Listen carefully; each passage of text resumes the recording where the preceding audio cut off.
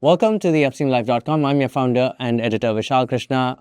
I've been telling you guys that I love education. I've brought in a lot of people who've been part of that system and who have made impact. I've got another person who's done the same, and he's the co-founder of Scalar. This is Abhimanyu. Abhimanyu, hi. Hello. Thank you for hosting me. What are we going to talk about? No, I think being an education entrepreneur, I would love to talk about my journey of learning, and most importantly, that you have to keep learning lifelong. You have to keep getting better every single day. Yeah, we have a reference to something called a novel called The Idiot. We've also got Premchand's verse. He's a fan of both. I would talk to you about this, that education is lifelong today. It's not set in stone. Right. So don't be nervous. Be bold. Go after your dreams. Thank you so much. Thank you. Enjoy, guys. Abhimanyu, it's a pleasure to host you on the Upstream Life. I've been a fan of, education technology. They call it EdTech. What's fascinated me is all of you are in love with the way you want to repurpose Indian talent.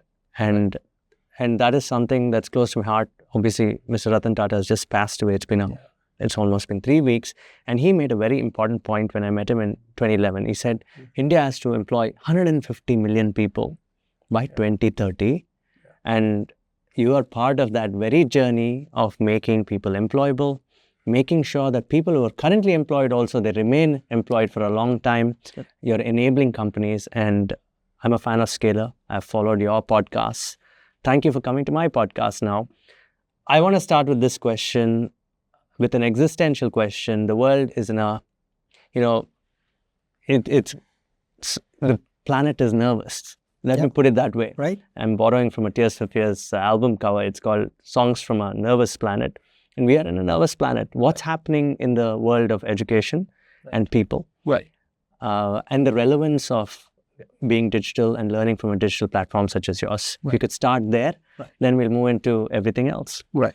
No, I think you very rightly put that the world is very, very nervous today. And there are good reasons for it. Right. What I strongly believe that the times that we are living in, very, very interesting times. Yes. Such kind of events are probably, like if we look at the entire history of humankind, such events have only happened maybe 3-4 times in the entire last, say, 2,000-3,000 years since the civilization, humanity. You're referring to the pace of change. The pace of change, right? I like in my thinking, I see like following 4 events. There was an agricultural revolution, right? So which put a huge change in how humans live, behave, how society exists, right? Because earlier we were worried about the source of food itself was scarce. With agriculture, it became abundant, and like there's a systematic way to do it, and you get all the food that humanity wants. Then few thousand years, nothing happened. The life was just like that, right? And then the industrial revolution happened because, in a way, so first thing was that food became abundant, but the power was still scarce. Yes. That if any mechanical work, any digging, any lifting, any dragging that you need to do, either it's human muscles or the animal muscles that you have to use for that. So it was very limited resource. And then steam engine, etc. came in, and the power became abundant, right? Yeah. Which again changed the world massively. A lot of people were very, very nervous that, let's say I work in farms, this farm employs 2,000 people. And now there's a steam engine which can do work of, 100 people each. Yeah. What will all those laborers do? All right. People were very, very nervous. Then the third revolution came in just about, I think, 4 or 5 decades back, which was the knowledge revolution. Yes. Computers came in, right? Or if I may say knowledge, not specifically knowledge accumulation and processing in a way, right? So it was dumb. Computers have always been dumb, but they can do a lot of, let's say, mechanical, clerical stuff very efficiently. Yes. I remember back in the early 90s, I grew up in a small village, and then computers were just coming in. If I in India, 91, 92, like you will see one fancy computer somewhere in an air-conditioned lab, and where you have to remove your shoes before entering into that room where the computer is kept, right? And people said computers will take away all the jobs. Because now, let's say, whatever a clerk has to do, what probably like one person with one computer can do the amount of work on an Excel, which earlier it will take 20 clerks to do that, right? Yes. All papers, putting together numbers, setting them together, verifying, all of that got automated. Again, people were very, very nervous, right? And now this is, I think, the fourth such inflection point where So power came onto wires, right? During the Industrial Revolution, electricity started flowing through the wires. Correct. Through computers, let's say the data started flowing through the wires. Earlier, it was all in the papers, etc. You can't flow them through the wires.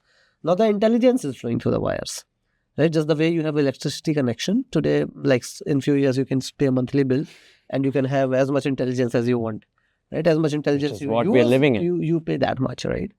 Now the ways, again, people are very, very nervous because a lot of work that most of us do, it's mostly just some intelligence. And now machine can do it to quite an extent, if not all, but to quite an extent, right? But I think like all these prior three events that we talked about, agricultural revolution, your power revolution through industrial revolution, the data revolution through, the internet and the computers. Like if we see in each step, the total number of jobs multiplied massively. Though, yes, with these four revolutions, the jobs actually multiplied. So the number of jobs that were there in the world in 1820 versus the number of jobs that were there in 1920, it was almost 100 times more jobs in the world. Right. The number of jobs that existed in India, for example, in 1985, pre your IT revolution, versus the number of jobs that existed in 2005, in those 20 years, it massively multiplied. Right. Today, Indian IT industry employs close to at least few million people. Absolutely. There's 2 million people. And just few days back, I was catching up with this gentleman, a very inspiring gentleman, Sekhar sir, he's currently CEO of Vardhman AI. He started his career in the IT industry in India in 1985. So he was the part of first batch of TCS that hired. TCS first batch that was hired. He was saying at that time in the entire Indian IT industry, there were max 500 people. I agree. So 85 to 2025, in 30 years, it has changed from 500 to probably 5 million. And you're right, because in 2005, there were only 200,000 engineers. Yes. So just 20 years, right? Now, if we link it back to that, if Indian, like people I remember these words from, my uncles, my parents, etc. back in early 90s, I was a kid then, that computers will take away all the jobs. But what actually happened was that those 500 jobs in IT now have become 5 million jobs in IT. Yes. So my belief is that similar thing is going to happen again. That in the intelligence jobs, today probably we employ maybe 5 million people. But with this intelligence revolution, in the intelligence jobs, we might end up employing 50 million people. Now the question is that, however, for those 500 jobs in IT in 1985, to change that to 5 million jobs in 2025, it needed massive upskilling. The nature of job has changed a lot. People have to learn a lot of new things and deliver to those needs. Absolutely. And I want to just interject that to the point itself. You said those needs emerged because companies wanted that. And the operation, and companies are always going to look at operation efficiency and cost, right? And that's here to stay. And that's the context you're trying to put in, right? That's how jobs change as well.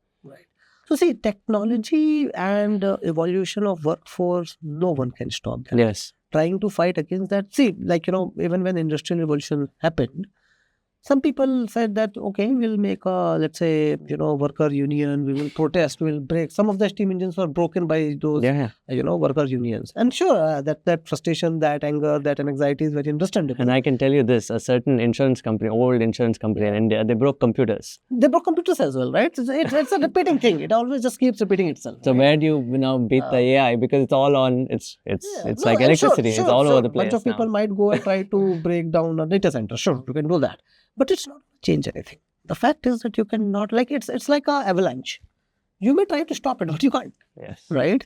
But then the thing is that if there's an avalanche coming, what do? You ride on it. Absolutely. That's the smart thing to do, right? How do you ride on it?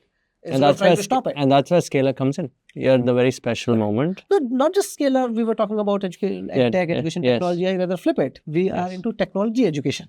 Correct. Which you are into. Right. Correct. And then I think ultimately, and it's even more prudent for a country like ours, right? One thing that we have in a way huge advantage to us is the youth capital that we have, the demographic advantage. Like in just 10 years, if I just go to the numbers, in 10 years, we are going to have almost 30% of world population, which is between age of 15 to 35. Now, 15 to 35 is the age which is the most productive, like physically you are at your peak, your mental faculties are at its peak. And if we have 30% of world population, which is at its peak capability, right? Now, it becomes a huge superpower if those people are highly skilled, if they can do things which are highly valuable. But at the same time, it becomes very, very dangerous because these people have a lot of energy. And if they're not highly skilled, if they're not busy and engaged with productive things, then that energy has to get out somewhere, right? Yeah. Then naturally it will be going into destructive things. Brilliant. You're leading me to my next question. So you spoke about the individual, that the individual needs to have been kept busy or should be busy, should be skilled, should be trained to be skilled and ride with the times. Where do you see, well, let's start from the company's perspective. We are not socialists, and that is rightly so. How do companies prepare for this? Let's start there. Right. And from a scalar perspective, you can give me your thoughts. Right. And then let's talk about individual preparation also, because you were right, not all the companies have the wherewithal to train you. You have to go and learn yourself. So where do you want to start? So let's start with the companies first, right? Now let's, again, if we go very first principle, a company, it's duty of every company's executive management to maximize efficiency, maximize profits, maximize revenue, minimize the expenses, right? And that's a great thing for the people in the company as well, because fundamentally the more revenue per employee a company has, better the salaries would be, better the stability of the company would be, right? So naturally that ecosystem of any organization is going to try to maximize revenue per employee, right? Now, with AI revolution, naturally what is happening is that a lot of things for which earlier we just had to put people, now those things machine can do. I can maybe give you one example from our own setup, right? So in our, let's say, admissions team, so people who want to join, do a course at Scalar, they would often, of course, they would want to speak with the admission counselor, understand a lot of details, right? That's very, very important. It's a very risky thing, right? That the person who is incentivized to give admission might just miss something. But how do you make sure that every single conversation is recorded and audited? Yeah. So you will put maybe a team of 20, 30 people to just audit all the calls, but it's impossible, right?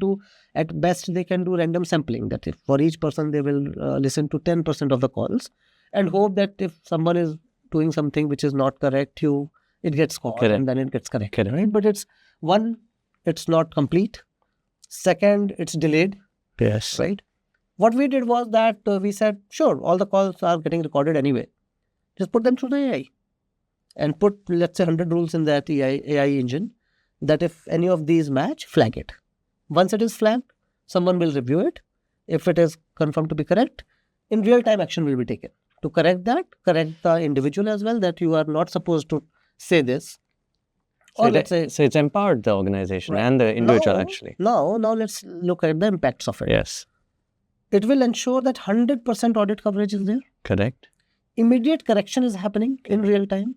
So let's say if I call you and I say something that I was not supposed to say. In 2 minutes, there will be automated flag to the manager of the person, to the leadership. Immediately, the person can be retrained. If someone is making it again and again intentional, then there's certain disciplinary action that may be taken. The 20 people who were doing a very boring job to just listen to recording all day and flag whether it's right or not, they could now do something much better. Yes. Now there is one person doing that, which 10 times more coverage, almost 20 times faster speed, and one guy is doing job of 20 with the help of AI. Absolutely. Now this is win-win. In one way to look at it, some people might start panicking, but there were 20 people doing that. Now 19 people don't have a job. So let's answer that 19 people. What happens? That's a very important thing to point out, right? The fact is, the immediate fear is that those 19 people do not have a job, but the reality is different. Those 19 people still have the job and they are doing something better.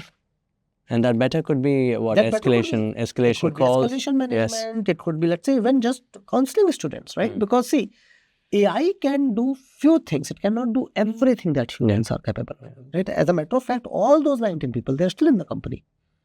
But now they're doing something much more impactful. Now they're probably counseling the students directly, guiding them on their career paths, right? And AI cannot do that, right? Because there are emotions involved there. Each individual have their own journey, their own aspirations. They are looking for some guidance, right? Now those 19 people are doing that. And that is much more valuable work. Correct. Now that would also mean that their earning potentially will also be higher now. Because now they are doing, instead of just listening to call all day and maybe let's say getting whatever some X amount of salary per month, which cannot be too high, right? Yeah. Because for such a mundane job, your salary cannot be high. Absolutely. But now once you are freed from it and you can do something more impactful, probably the earning potential of that individual is much more. So when you sell to these CHROs or CTOs, I'm sure you sell to, these are the C-suite leaders that you sell to. So just to add one more, right? That now coming back to from this example. Yes, please. There's a need of the companies. Let's say we work with bunch of organizations to help them transform their talent pool. Correct. Now, any company there are always needs of, as we were talking in India, GCCs always are under so much pressure that I need 100 people, 500 people for this specific. Yeah, and they're offering the job. Same set of people are moving from here to there, right? So it's like I have seen this, that, there's one person who has offers from 6 different companies. And now, of course, he or she can only join one company. Yeah, one company, right? yes. But the talent pool is so large. Right, so large, we don't look at that. No. So interestingly, those 6 companies, which are all making an offer to the same person, they have 6 people in each of their teams, which they are potentially on the path of letting go. Right? Now, those people have so much context of that company. They know that what is the culture of the company, the softer aspects of operating efficiently in that organization. Yes. But they are being let go just because of one missing hard skill that can be filled in just 3-4 months of training. Right. That's an interesting point. Now I didn't know that at all. Seriously. No, so that's the interesting part. Now, if you look at the cost of this entire operation, that a company, let's say, have 100 people who do not have certain specific skills that the company need today, right? So they are redundant as of today. Yeah. If you let them go, you will have to pay, let's say, at least 2 months of severance. So 2 months salary wasted there. When you are hiring someone, typically you will pay 1 to 2 months of salary as the hiring cost. So in a way, 4 months cost of the employee is just wasted just in this transition. This person going out, someone else is coming in. A lot of pain. Yeah, not many people look at this that way. 50%, probably for 25 to 50% of that cost, you can just train that person into this skill and you reuse them. They will be much better performant because the person you have hired from outside, they will take 3-4 months to just settle into your system. This person probably is settled into your system already for 4-5 years or maybe more. Right? They will be much more high performance because they have been in your culture, your system for so long. Loved your argument. Instead of getting that person out and wasting 4 months of money to get them out. Get this out. Instead of spend 4 months to train them. And interestingly, a lot of GCCs we are working with, they're also doing that. So of course, it's something every smart manager will do that eventually. Right? And then companies are doing that. Yes. Right? So these strategic projects that they drive, that sure, this is my needs for next 6 months, next 12 months, next 18 months. If I plan a little better, I can just make sure that they are trained on the right things at the right time in a very focused way.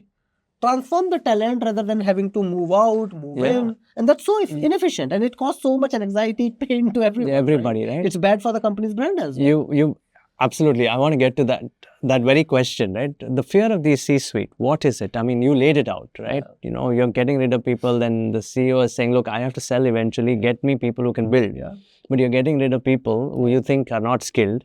So what are these transitions from the company perspective, from the CHRO, CTO perspective? What are some of the thoughts that you see? And do you start your sales conversation with this exact thing that you told me? Right. How does it work for you? When we talk about our enterprise, clients. Yes. Generally, it's never about, what I have to offer to them. I would understand from them what are their needs, what are their goals, right? What are let's say, what do that CHRO or that CTO or CEO need to deliver in next 6 months and next 12 months, right? And then we backtrack from there. That where do they want to be after 12 months or 6 months? Where is their talent pool today? We might have to, let's say, run certain assessments, etc. there as well, right? So basically, it's net for an organization. This is my point B, which is my destination. This is where I am. Very precisely articulate the two, and then they build the path from A to B. So you go in with a sell saying that, tell me your thoughts on where your journey is heading. And what is their pain usually? Same thing that you told me that, I have so many people, but how do I reskill? So two elements of pain, right? And generally people see those 2 pains as independent and try to solve them independently. Actually, they are, the same problem, right? A CHRO will tell me that I have got, 2,000 people in my team. Yes. Who have been with us for a very long time, very, kind of deeply integrated, but they are redundant. Yeah, I see that. So, like, do you have, a good HR consultant who can help me migrate them out? Oh, yeah. That's the conversation that I keep having as a communications So, which consultant. is often seen as They a keep siloed asking me. problem. Yeah, they keep asking me, do you know any guy who can take the hard After work? 1 week, that gentleman set up another meeting with me that, hey, you know what? I have certain work coming in next 6 months, and I'm going to need 500 really smart people for that. Can you help me hire them? Like, why are you seeing these two as different problems? Like, just merge them both. Yes. You have these people who are very deeply integrated into your system. They understand your process. Need people. Yeah. Just create a bridge from them to go from here to here. It's solved. Why is it that difficult for them to see that? Is it because they hadn't seen opportunities? No, I think these patterns have emerged very, very recently. Okay. Because the instance of these kind of things happening have evolved probably in just last 12 to 24 months, much more. While, of course, it has been a problem for many decades. Yeah, but it's only now that they're looking the at volume and the frequency of these events are not that Makes much. sense. Now we've reached that tipping point, which we have to change. So even here, when I see the CHROs who are very seasoned, like they have seen it in their journey, right? So they are, of course, planning, executing it with a lot more efficiency and maturity. But for many of us, we have never even seen or done these things before. So eventually, of course, everyone, like these are all smart executives. So of course, they will figure out the most optimized way. But it's, a little bit of time to get adapted to the new reality. So who are the ones playing this bridge role today? And have you seen some early movers saying that, look, I don't care what this brave new world is. I'm going to enable this very thing that I want to use people. I want to use them efficiently and make sense to my business. How many of your customers that you meet actually do this? No, so I'm actually, to be candid, some of large enterprises, of course, I cannot take their names. Yes, please. Yes. Confidential. I understand. Projects. Yes. But many of large enterprises that we work with, even interestingly, some of the governments that we work with across the globe, like particularly few progressive ones. It's not hard to guess the names, but we are seeing them doing it very efficiently. So we already work with 3-4 of them. Governments? Governments as well. Yeah. Globally? Globally. And their need is to reskill at pace? Reskill at pace, at large scales. Okay. And these are their national strategic projects. And this is interesting. So they're not social. These are capitalistic countries. Absolutely. This is a capitalistic move. This is not a socialistic move. They're doing it for their benefit. And of course, generally, there could be a win-win good for everyone. But the purpose is value creation. Not just that we are doing it as a charity, but they know that if we do these trainings, it's going to bring in so much efficiency into our system. And that's the reason they're doing it. Abhimanyu, it's interesting. You're the first person who's gone and said that, look, I actively work with governments to do this and globally. Is that going to be a real story going forward for many of the edtech? That they have to work with governments also? Because India has the NEP and NEP is a sort of thing like that. It has a lot of, additions saying that, look, everybody should reskill either on their own or schools should take interest and prepare for industry, right? All that. Where do you see this going? The active participation of government is here to stay now? How I see it as that in our society, there are players, right? And government is one of the most dominant players. Correct. Right.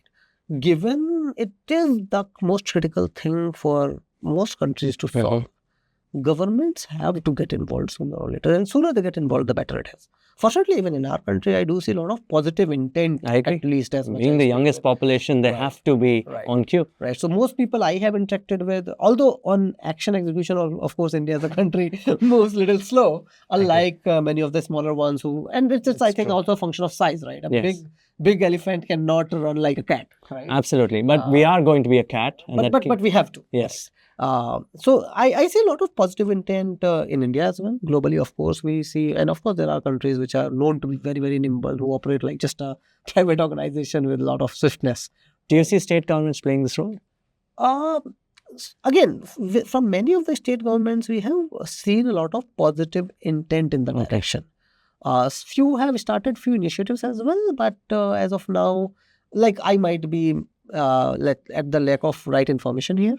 But we are not working with okay, got it. I understand. My question to you is, would this be a lot of foundation work for you in a sense? Because I know governments, globally maybe they be paying you, but in India maybe it's going to be more from your foundation if you have one. Right. Would it be a charity Right. kind of thing that, okay, look, we're going to showcase Right. how this can be done at pace? Right. Would that kind of a thing happen No, with so companies? interestingly, even in India, I think, see, again, to deliver anything, there is fuel needed, right? To run an engine, you need to Yeah. put fuel to it. Yeah. And that is what capital is, right?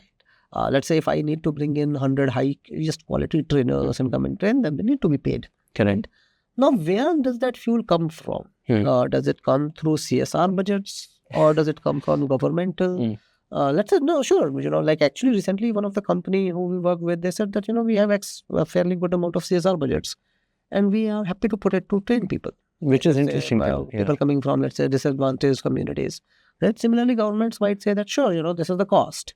And we'll, put that fuel through, say, some of our educational budgets. Got it. And ultimately, let's say in our IITs, government is investing 10,000 crore a year, right? And that is for upskilling. Yes. The question is, can those similar budgets could be used more efficiently? Okay.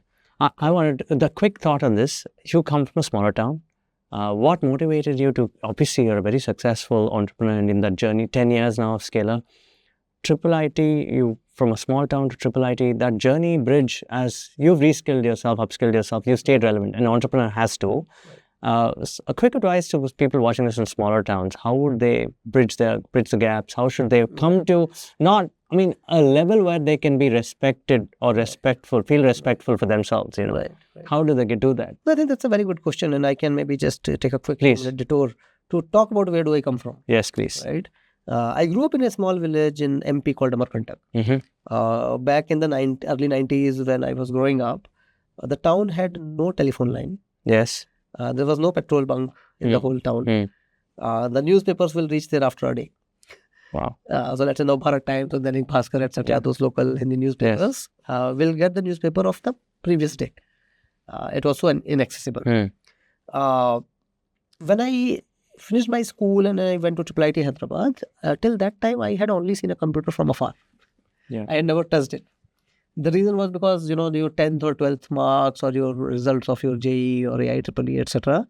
You will go to the one local tuition cyber cafe and you will get your result. Correct. Or you just, correct. Absolutely. Those days we used to go to these places only to check results. To check the results. Absolutely. That was my only interaction with computer and internet. I'd agree with you. Now, fast forward, you are a 17, 18-year-old kid. You are inside Triple IT Hyderabad, which is Mecca of computer science in India. All right. And like day zero, you are thrown in front of big Linux shell. Right. In Triple IT. There's a joke amongst us that one, I used to type with single finger. And I would often complain to my friends that why is this keyboard characters in random order? Why don't you just put ABCD so that I can find the words easily? Right. In C language, there are two when you start learning C programming, there is something called as get char and put char. If you want to read something, you use get char. Correct. And if you want to print something, you say put char. Another friend of mine who came from a very small village. That was a DOS world. Right? Yeah, like C, you are just writing in plain old C, right? So this friend of mine who came from a small town, I think somewhere in Haryana or somewhere, so he started reading that as get char as getcher. And put char as putcher. So one day he walks up to me and asks that, Abhimanyu, what is getcher and putcher? Can you help me understand getcher and putcher? Yeah, not many people realize. Now this gentleman today, how India was. This gentleman today is a senior director of engineering at Google, driving one of the most impactful projects. So the thing is that where you are does not matter. The thing is that, there is speed and there is acceleration. What matters is acceleration. What is your rate of growth? Where you are today is just fucking doesn't matter. I know, I'll tell you, I'll give you this because I want to quickly draw this to people. 99, when the Karnataka government first published its results online. So in our college, all of us are nervous. Some of us, I was a good academic student, but also played a lot of sports and missed a lot of college. So I was in the second year or in the fourth sem, I was a little nervous saying, I think I'm going to flunk. I thought I'd fail. And, there was this one guy who stayed close to the office and he had a computer. 100 students were outside his house. Crowd outside his house. And he was like, okay, reading out. Okay, hey, Vishal, you passed. That was like, oh man, India, right? At that time, That was India, yeah. right? And you're saying that things will change and things are only getting better. And that's what you're saying. You reskill yourself. The program, You keep learning. you See, keep even learning. today, as a matter of fact, I spend few hours every day just to learn new things. So you cannot say, I think like back in our days, our parents used to say, yeah, you have 10th exam, you have 12th exam, you have this. You do this and then you will be set for life. My dear, you are never going to be set for life. Today, it's every day. Today, it's every day. You have to learn every day. You have to add value every day. You have to create impact every day. You have to do that lifelong. And that's the general truth, guys. Okay. You know, you have, it's called food for thought, and the thoughts really sunk in, and I'm no longer nervous. I'm glad you ended up by talking about your personal example and how, you know, to get there, it's about the individual trying to say that I'm going to learn every day. You may not know the technology, but you can learn. Yeah. There's enough information out there for the world to learn today. And so don't be nervous. I want to get into Scalar a little more. Where are you selling? Mostly in India today, or do you look at the US? Everybody wants to go to the US, but you have not. Both the founders have stayed here. Your other founder is Anshuman, correct? Right. And both of you have stayed here, Abhimanyu. I want to know, why sell from India? How do you sell from India in the USA? What's happening in the USA? Because the USA is the gold standard when it comes to selling for all the businesses. Because of the budgets, of course, and the number of companies, of course, over there. And obviously, all digital transformation begins there and then it trickles down to the rest of the world. I want you to tell me about the US, then Europe. Maybe we can paint new emerging countries that you may want to look at. And why India also? Right, correct. No, so I think India again, so while in our early careers, we both spent quite some time in US and Europe. Anshuman was very early at Facebook. Then he was setting up Facebook. He was one of the key people who set up Facebook London's office, right? When we were looking at, so when we were starting up around 2014, we decided that we'll quit our jobs and build something. And the question was, so I was in Berlin at that time. Anshuman was working out of Facebook London office. He had set up London office for a year or two. Our options was, sure, we can go and set up a startup in somewhere in Bay Area, or we can try to set it up in Europe or India, of course, one choice, right? And we are, as engineers, I think we are very analytical and methodical about everything. So while some people might put it as, like the emotions that we just want to build in India, but very candidly, the reason for us was slightly different. Well, of course, we love being in India, having grown up in the smaller towns in India, like we just like it here. But the bigger factor was that we just went down to very analytical things, right? That where does the biggest opportunity, where is the highest probability of making a high impact business in tech education? And when we start dissecting all the input variables, the clear answer is India, right? Because again, if you look at all the leading factors, where is massive growth going to come from? And it has, over last 10 years, if I also look back at, it has proven to be true. The GDP growth rate of India in terms of percentage every year has been highest in the world. If you look at, any large country, only countries with faster GDP growth rate than India are the countries which are extremely small, right? So there's no point comparing them. But if you look at any country with, let's say, more than 50 or 100 million population, the highest growth rate is in India, right? And I'm pretty sure that that's going to continue for another 10, 20 years. And probably the growth rate might even increase further, right? And the natural thing is that a country, any society, where the overall growth rate itself is so higher, and all the leading factors, where is more youth population, where is there more resources still available, which is still unrealized. That is where you can build something really large, right? And that is why I say that this is the best time, not just like last 10 years, but even next 10 years are the best time to build a startup in India. There will be at least 100, 200 more unicorns getting built in India in next 10 years. Not in any other country in the world. It'll happen here. It'll happen here. So if you want to build a startup, this is the best place to build it. And even 10 years back, that was the reason for us to say that let's just build in India. Okay. So you're saying that... Because that's where the biggest opportunity lies. So that's where you've also started your management courses, right? That's the particular... So how did you say... Will it all be engineering for you, or will you add components going forward into something basic sciences, maybe biotech, maybe? No, just asking, because you're very curated, as I understand. Yeah. No, if I take a step back, what are we trying to solve for? Why are we here, right? We are trying to solve for employability. Simple. Yeah, absolutely. Right? So the problem solving would be that what is the knowledge, what is the fundamental capability, what are the skills that if young people learn, they will be highly valuable to the ecosystem, to the industry, which will make them employable. Now, employability could be in multiple factors. Some may say that I'll go and do a job. Some may say that, no, I will rather try to build a startup. For example, in Scale School of Technology, we have these 18, 19-year-old kids who have already built startups which are making money. Now they're probably hiring interns themselves. Imagine a 19-year-old kid who is running a startup which makes few lakhs in a month, and he has hired 2 interns paying them 10 or 20,000 rupees a month. Right? Yeah. That is also employability. So the format of employability could be different. Some might build their own small scale startup. Some of them might end up bringing them to make multi-billion startups. Some might go work for startups or large enterprises, but do whatever makes people productive, leading to employability. Right? Now, technology is very obvious first answer to that. Right? Because it's simple. You build very specific skills. You build a bunch of soft skills. You build how to collaborate with people. You deliver value, right? But there are more things, management being one, right? That not just, let's say, there is marketing, there is, let's say, even teaching for that matter. So our simple fundamental direction is that do deep research. So we work very, very closely with all our employer partners, all these GCCs, startups, etc. that we work with. Understand from them that what is it that you are going to need, let's say 6 months down the line, a year down the line, 3 years down the line, 5 years down the line. Of course, little higher, no one can predict. Probably no one knows what the industry would need 5 years down the line or 10 years down the line, right? But you build courses which do 2 parts. One is it makes your students, learners very strong with foundational skills that they can easily learn anything that is needed, say 4, 5, 10 years down the line. And then equip them with things that they can build things today that are valuable. A combination of these two will always lead to employability. Absolutely. So technology is an answer to that, but there could be more answer to that. It could be management, it could be, let's say, biotech, it could be whatever industry tells us.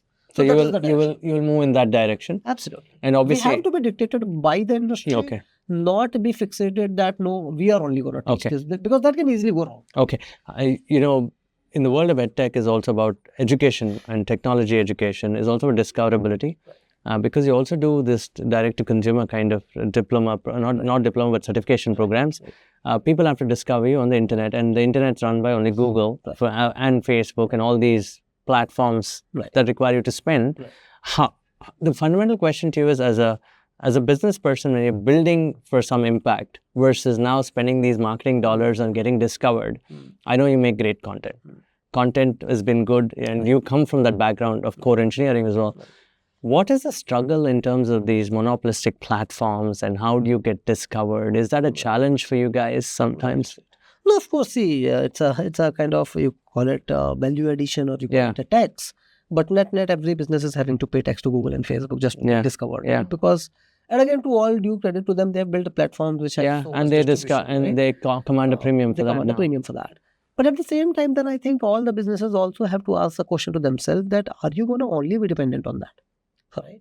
For example, when we started out 10 years back, we built these platforms, InterviewBet and Scalar Topics, etc. Now those platforms themselves have direct traffic of maybe 5 to 10 million users every month. Yes. Right. So at least for us, one strategic choice that we made is that, while sure you have to use Google and Facebook, but you cannot be only dependent on that. So build assets that add value to consumer, even those who might not be our customers directly, who might not be paying us, but create products, create content that is highly valuable for them. And with that channel, you have your own distribution. So for discoverability, you do not have to be entirely dependent on Google and Facebook. In an ideal world, one should be using Google and Facebook only to grow, not to sustain. Okay. Right? Okay. And that is the strategic approach that we took, that for our day-to-day business, we should have our own distributions. We should use these performance channels for growth. How tough was it to take that call? In a sense, a lot of people make mistakes there and burn, right? Yeah. How did you ensure that you remained, while you spend for growth, right? How do you also ensure that there is return? They call it, customer acquisition costs apart. There's also sustainability and growth. How would you think about that? Because a lot of businesses have burnt, not just EdTech, everyone is burning. Look at the D2C world, right? Correct. No, I think it's also a little bit about, how much should you grow at the first place, right? Sometimes you do not need to grow mindlessly. Do you take these calls yourself, or do you employ people who understand these algorithms and say, okay, we have content, let's figure out how to do performance marketing on these? No, of course. So there's two parts to it. One Yes, is that, please. of course, what is the goal, right? Yeah. So that, let's say, founders have to set that what is the goal. Sometimes, no matter how smart you are, but if the goal itself is wrong, you will end up burning, right? So if, let's say, like there have been examples of unrealistic, unnatural growth, right? It's like let's say, like a bodybuilder, right? So if a bodybuilder says that I just want to gain all the muscles in just 1 month, and you start injecting yourself with chemicals, now that's not good for you, right? So first is that you have to set the right goal. Correct. That what is the right sustainable growth? Now, once you have set the right goals, and like over last few years, I think because of a lot of capital being injected, there was a lot of pressure on founders and startups to just grow unrealistically. Sometimes I think founders have to just push back on that. But see, and I'm in it for many decades. It doesn't matter how much I do it this year, right? I would rather do this sustainably. And then second part is that if your goals are wrong, no matter what you do, you are gonna crash and burn. And what were your goals? I'm just trying to pick your brains then, because a lot of people could join you and say, hey, I will get you, X number of people to watch your content, but there's no conversion. What do you do then? You didn't want to be in that bucket. No, particularly in education, I think it's beyond conversion as well. So for example, if let's take example of a Scalar School of Technology. Last year, or even if I'm, let's say, onboarding an enterprise, often I say no to enterprises. Because if I know that I cannot deliver with excellence to them, like I have to think long term. Because me telling them that, sorry, like, I do not have bandwidth to serve you with excellence. Because if I take them up and do not deliver, then they were going to lose probably hundreds of millions of dollars. And then I will never have them in my life. But it's okay to say that, sir, I would have loved to serve you. But right now I do not have bandwidth to do justice to what you need. And maybe I can refer you to some people who might be able to do it for you. That's a smarter choice in the long term, right? Same goes to on the consumer side as well, right? That let's say in Scalar School of Technology. This year we had, I think, about 12,000 people who wrote the entrance test. We took in only 450 students out of them. Did everyone be rejected? Were they not good students? Not at all. Many of them would have been good. So you want to only take what is possible. Where I can ensure that I can deliver high quality outcome to them. Be it an enterprise client, be it a student who's coming, 18-year-old kid who is coming and joining Scalar School of Technology. Yeah. Because you can easily say, I'll serve 6,000. Sure, yeah, I can. Out of 12,000, I could have taken in 6,000 students. But that will not work. That's not the right thing to do. So now it goes back to pricing and everything works on this. Yeah. Right? You cannot say, I'll serve 6,000, charge the same pricing, but deliver bad quality. Absolutely. That will destroy your Because name. In a greedy mode, one may say that, sure, let's do that. But what about 2 years down the line? Because if you are building, if you are, make quick money and disappear scheme, then sure. But we know we are in it for many, many decades. I think founders need to understand that this world of digital marketing, they have to set the goals themselves. Yeah. Right. And you have to set the right goals. That's the route. If you set because everybody will come and say, I'll get you people, that I'm an expert, I can do this, I can do that. But then your goals, if it doesn't align, it destroys you. So did you make early mistakes, Abhimanyu, in this while running these things? No, of course. See, like running a business, you can never be always perfect. Yeah. What is the worst mistake that you made and said, I'll never make those things again? Please do share, because I think founders, it's not just founders, but the kids there as well, they have to value why they sign up with the Scalar part. Right. No, I think one thing I can talk about is that, again, it's often, kind of competing biases, right? That when I talk about, let's say, what needs to be taught, what needs to be, how the curriculum should be, there are two opposing forces. On one side, there will be, let's say, certain push of academic purity. That no, people have to study all these things. These are fundamentals, foundations, right? And on the other side, let's say, if I go and speak to, let's say, a recruiter, they might say that, no, see, I only care about these 3 things. Now there's a push and pull, right? That should I let go all the foundational fundamental materials? Should I only focus on what they're going to ask in the interview? Or should I say that, no, sure, interview is just a byproduct. Yeah. Right? I have to focus on fundamentals because it's not just about clearing the interviews, but it's also about doing great in the industry for years and years. Right? So I think and there is no way to get perfect at it in one go. Right? So we did multiple iterations there. Sometimes we might realize that... I'm glad you called it iteration. Iterations, right? That sure. And first iteration, I might say that, no, I'm only going to focus on fundamentals. Then I realize that, but some of the students are not able to do great in the interviews. And what's the point of their fundamentals if they cannot even get in, right? Yeah. So then you balance it a little bit. But then you might realize, oh, now it has gone a little too much on So you learn on the go. skills. You learn on the go without it being So you costly. learn on the go. And you have to keep iterating. You can never say that now I'm perfect. Got That it. humility has to be there, that I'm never perfect. Yeah. I have to keep learning and improving every single day. Absolutely, man. I mean, that sets the context for everybody. Go check out Scalar. They're very popular, of course. And for those of you watching this in the US, do check them out. I want to ask you this one final question. What are you inspired by? What are you reading? Right. No, so I have a huge library. Mhm. I have a library of almost 600 books in my home. Very nice. And in the campus now, we have a much larger library, which I Mhm. cannot call mine, that's students. But I often spend a lot of time there as well. What are you reading, or what are you inspired by? Yeah. No, so interestingly, my variety of books that I read is very, very wide. I read all the way from old literature, Hindi literature, Russian literature. So I have read Dostoevsky, I have read Premchand. Mhm. And then, of course, I read many of the business books. So let me talk about one from each Yes, category, please. right? Yes, please. A lot of people from the Hindi heartland quote Premchand, no? Really? Yeah, do. of course. His writings are fantastic, very nuanced, very. I recall a poem from, I'm forgetting the exact name of the. Don't worry author about the right name, now. but do you remember the But lyric some of or the elements verse? were about. I'll say that in Hindi because it was a Hindi poem. So you remember the verse? Okay, say it in Hindi, please. So it was something like कि मर जाना खतरनाक नहीं है, मरने का डर, there's nothing Got it. about Got that. it. But सबसे खतरनाक है सपनों का मर जाना. I got it. I mean, your dreams can just die. If your dreams die, that's the worst place. Yeah. Because if you have dreams, I think every man and woman goes through this. Absolutely. if you have dreams that, I'm going to achieve this, I'm going to do this, someday this is going to happen, you are living a fantastic life. Wow, that is very deep. So that's is that how you lived your life? No, absolutely. So I think this is something that many of my very close friends who I admire a lot. So Prasanna, I know. who was founder of Replaying, on another podcast, I was catching up with him while we often keep chit-chatting on other things as well. He mentioned that my biggest fear in life is the day when I feel that my peak is behind me. Yeah, we all feel it. Right? That the best thing that I did told you is about behind my me. peak Right. a few years ago. Yeah. No, so I also believe in that heavily. I always feel that whatever I have done is too little compared to what I might do in future. So think that way. Sapne abhi bhi. I think there's dreams all the time. Dreams all the time. You keep dreaming for something bigger. No, and you mentioned Russian literature. I've not read Russian literature. Dostoevsky is something. Yeah, Dostoevsky is a fantastic writer. He revolutionized Russian literature.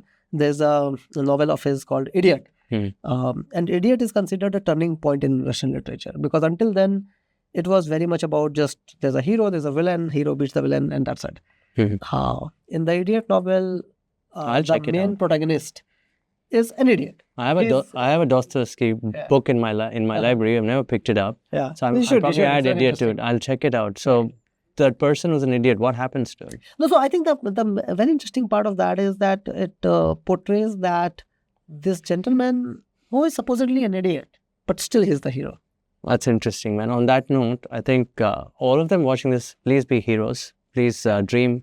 I mean, Kishore Biyani many years ago told me that he dreams when he's awake. Yeah. I mean, that's what entrepreneurs in India have to do. We have a long Never let your dreams die.